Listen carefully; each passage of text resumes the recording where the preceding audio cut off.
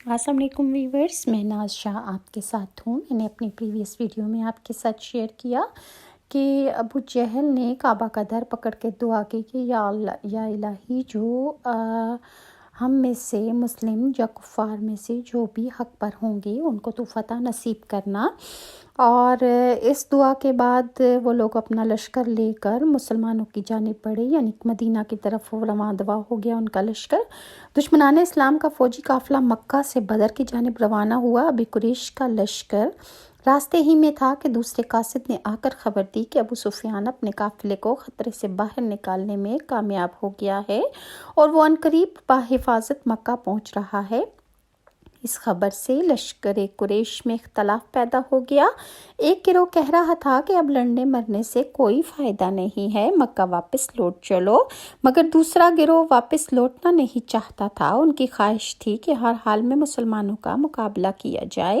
ان میں ابو جہل پیش تھا۔ اس اختلاف کی وجہ سے بنی زہرہ، بنی احنس، بنی عدی بن کعب اور بنی ہاشم کے لوگ واپس لوٹ گئے، اور ابو جہل، عتبہ، شیبہ، امیہ بن خلف اور ان کے ہم خیال افراد جتنے منافقین تھے وہ مدینے کے مہاجرین و انصار کا زور توڑنے کے لیے بدر کی جانب بڑھے۔ اب ان کی تعداد 950 تھی۔ نبی برحق محمد صلی اللہ علیہ وآلہ وسلم حالات سے ہر وقت باخبر رہتے۔ آپ صلی اللہ علیہ وآلہ وسلم میں علم میں یہ بات آ چکی تھی کہ ابو سفیان کا قافلہ مدینے کے پاس سے گزر رہا ہے، اور اس قافلے کی مدد کے لیے اہل قریش مسلح افواج مدینے کی طرف روانہ ہو چکی ہیں۔ یہ مدافعت کا وقت تھا، اپنا دفاع کرنا تھا، مدینے کے لوگوں کی جان، مال و اسباب، عزت و آبرو کی حفاظت کرنی تھی۔ لہٰذا رسول اللہ صلی اللہ علیہ وآلہ وسلم نے مہاجرین اور انصار کو ایک جگہ جمع کیا اور ان کے سامنے صورتحال رکھی کہ ایک طرف اہل قریش کا تجارتی قافلہ ہے جس کے پاس کروڑہ روپے کا ساز و سامان ہے جو مدینے کے راستے مکہ کی طرف جا رہا ہے، اور دوسری طرف دشمنان اسلام کی فوج جنوبی راستے سے مدینے کی طرف پیش قدمی کر رہی ہے۔ آپ صلی اللہ علیہ وآلہ وسلم کے انصار اور مہاجرین سے مشورہ پوچھا کہ اس صورتحال میں ہمیں کیا کرنا چاہیے۔ ایک گروہ کی رائے تھی کہ قافلے کے ساتھ کم لوگ ہیں، مال و اسباب بہت زیادہ ہے، لہٰذا ان پر حملہ کر دیا جائے اور ان کا تجارتی مال و اسباب لوٹ لیا جائے۔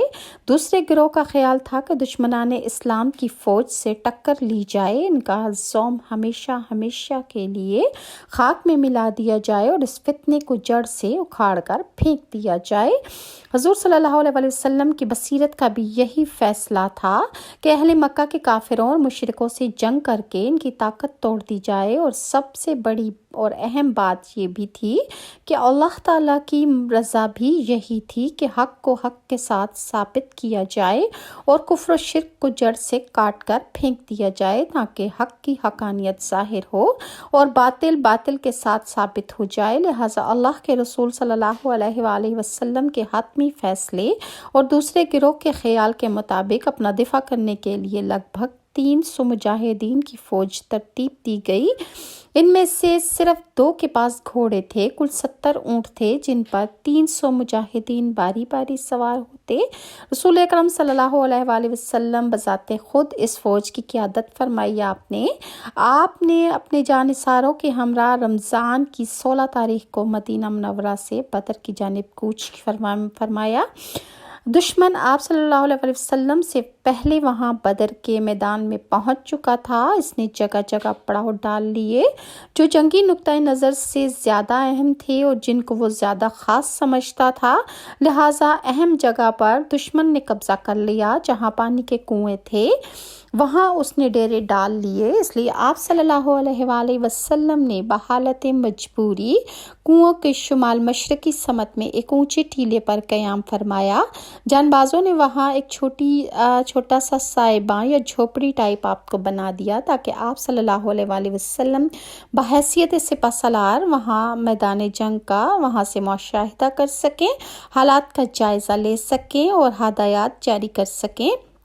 सामने नशेब में कुफ़ार और कुफ़ारान मक्का, मुशरिकीन कुरैश और दुश्मनान इस्लाम का बहुत बड़ा लश्कर का पड़ाव डाला हुआ था। इनकी तादाद, जाहो हशमत और ज़ाज़ो सामान देखकर जो मुजाहिदीन थे उनके हौसले पस्त हो रहे थे, और ये जानकर उनकी ज़मीन रेतली है जिसमें पाँव धस धस जाते हैं, ये सोचकर दुश्मन के पास सवारियां हैं और अपनी पास सवारियां कम हैं, ये मुजाहिदीन की सोच थी। मगर नाकाफ़ी, ये सोचकर दुश्मन असला से लेस है, और जहाँ तलवार है तो ढाल नहीं, और ढाल है तो तलवार नहीं। ये तमाम वो वजूहात थी जिसकी वजह से मुजाहिदीन के हौसले पस्त हो रहे थे। वो दुश्मन का इतना बड़ा लश्कर, उसका साजो सामान देखकर मरऊब हो रहे थे, और लिहाजा दिल ही दिल में वो परेशान थे।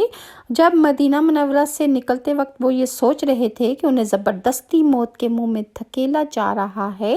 अब उन्हें अपनी शिकस्त और मौत अपनी आंखों से दिखाई दे रही थी, क्योंकि उन्होंने दुश्मन का साजो सामान देखा, उनकी तादाद देखी, और जंगी आलात से लेस वो फौज उनके सामने थी। तो मुजाहिदीन के हौसले पस्त हो रहे थे और वह परेशान हो रहे थे कि अब उन्हें मौत से कोई नहीं बचा सकता। लिहाजा इनकी ढारस बंधाना ज़रूरी थी ताकि दुश्मन का मुकाबला करते वक्त वो साबित कदम रहें, निडर और बेखौफ होकर दुश्मन का मुकाबला करें। अल्लाह ताला ने इनके ज़हनी और नफ्सियाती कैफियत इस तरह तब्दील की और इनकी मदद फरमाई कि पहले रात में बारिश हो गई। इससे ये फ़ायदा हुआ कि तमाम मुजाहिदीन नायद हुए, जिससे वो चाको चौबंद हो गए। थकन और खौफ की वजह से जो इन पर थी वो ख़त्म हो गई। बारिश का दूसरा फ़ायदा ये हुआ कि जो पानी की किल्लत हुई थी, वो मुजाहिदीन ने छोटे छोटे हौज़ बनाकर बारिश का पानी जमा कर लिया ताकि पानी बवक्त ज़रूरत काम आ सके। बारिश का तीसरा फ़ायदा ये हुआ कि इनके पैरों के नीचे की रेत जो थी वो जम गई, जिससे रेत में पैर धंसने का खौफ इनके दिलों से जाता रहा। बारिश से चौथा फ़ायदा ये हुआ कि दुश्मन चूँकि नशेबी इलाके में था, इसलिए वहाँ कीचड़ हो गया, जिससे इनके सवारों और सिपाहियों के पाँव ज़मीन पर नहीं जम पा रहे थे।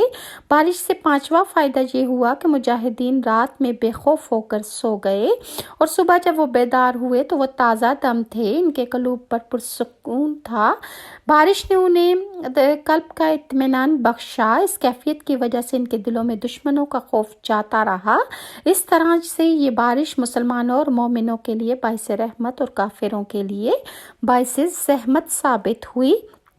ग़ज़वा बदर में अहले ईमान की फ़तह का एक अहम तरीन सबब ये बारिश थी, जिसने इनके दिलों के वसवसों को धो डाला, इनसे इनकी हिम्मतें बंधी और दुश्मनों के मुकाबले में ये साबित कदम रहे। और इस बारिश से मुसलमानों की ढारस बंदी, वो ताज़ा दम हो गए और उन्होंने दुश्मन के मुकाबले के लिए ख़ुद को तैयार कर लिया। मज़ीद मैं आपके साथ शेयर करूँगी कि अबू जहल को किन दो बच्चों ने कत्ल किया और वो कैसे अपने कैफरे किरदार को पहुँचा। इंशाल्लाह नेक्स्ट वीडियो में शेयर करूँगी। अगर आपको मेरी वीडियोस अच्छी लगती हैं तो लाइक और सब्सक्राइब ज़रूर कीजिए। नेक्स्ट वीडियो तक के लिए नाज को इजाज़त दीजिए। अल्लाह हाफ़िज़।